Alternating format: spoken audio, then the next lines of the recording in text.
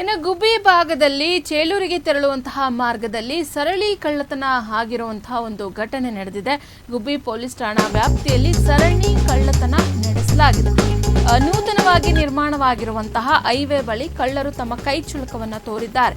Gutka, cigarette ಹಾಗೆ ನಗದು ಹಣ ಸೇರಿದಂತೆ ಎಲ್ಲದನ್ನ ಸಹ ಕಳ್ಳರು ದೋಚಿ ಪರಾರಿಯಾಗಿರುವಂತಹ ಒಂದು ಘಟನೆ ನಡೆದಿದೆ.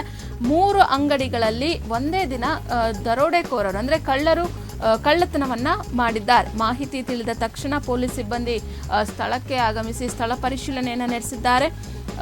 ಹಾಗೆ ಪ್ರಕರಣವನ್ನ ಕೂಡ ದಾಖಲು ಮಾಡಿಕೊಂಡಿದ್ದಾರೆ.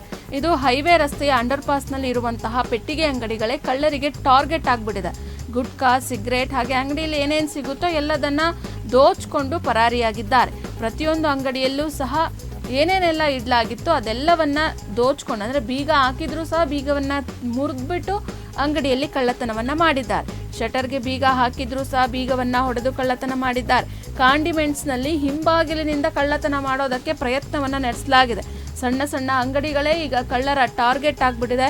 ಮಾಹಿತಿ ತಿಳಿದ ಪೊಲೀಸ್ ಸಿಬ್ಬಂದಿ ಸ್ಥಳ ಪರಿಶೀಲನೆಯನ್ನು ನಡೆಸಿದ್ದಾರೆ. ಸೊ ಇಂತಹ ಸಂದರ್ಭದಲ್ಲಿ ಅಲ್ಲಿ ನೈಟ್ ಟೈಮು ಪೊಲೀಸ್ ಬೀಟನ್ನು ಕೂಡ ಹಾಕಬೇಕಾಗುತ್ತೆ.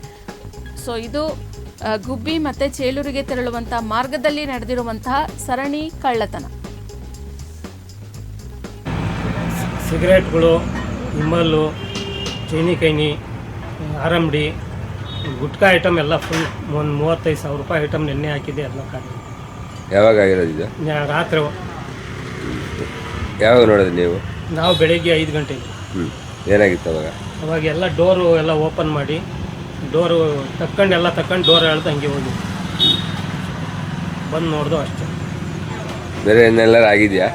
ಅದೊಂದು ಅಂಗಡಿ, ಆಮೇಲೆ ಅದೊಂದು ಅಂಗಡಿ, 3 ಅಂಗಡಿ ಒಂದೇ ಟೈಮಲ್ಲಿ ಒಂದೇ. ಸಿಗರೇಟ್ಗಳು, ವಿಮಲ್ಲು, ಚೈನಿಕೈನಿ, ಆರಂಬಡಿ, ಗುಟ್ಕಾ ಐಟಮ್ ಎಲ್ಲ ಫುಲ್ ಒಂದು 35,000 ರೂಪಾಯಿ ಐಟಮ್ ನೆನ್ನೆ ಹಾಕಿದೆ ಎಲ್ಲ ಖಾಲಿ. ಯಾವಾಗ ಆಗಿರೋದು? ರಾತ್ರಿ. ಯಾವಾಗ ನೋಡಿದ್ರಿ ನೀವು? ನಾವು ಬೆಳಗ್ಗೆ 5 ಗಂಟೆಗೆ. ಏನಾಗಿತ್ತು ಅವಾಗ? ಅವಾಗ ಎಲ್ಲ ಡೋರು ಎಲ್ಲ ಓಪನ್ ಮಾಡಿ ಡೋರು ತಕ್ಕೊಂಡು ಡೋರ್ ಹೇಳ್ದು ಹಂಗೆ ಹೋಗಿ ಬಂದು ನೋಡ್ದು ಅಷ್ಟೇ. ಬೇರೆ ಏನೆಲ್ಲರೂ ಆಗಿದೆಯಾ? ಅದೊಂದು ಅಂಗಡಿ, ಆಮೇಲೆ ಅದೊಂದು ಅಂಗಡಿ, 3 ಅಂಗಡಿ ಒಂದೇ ಟೈಮಲ್ಲಿ ಒಂದೇ.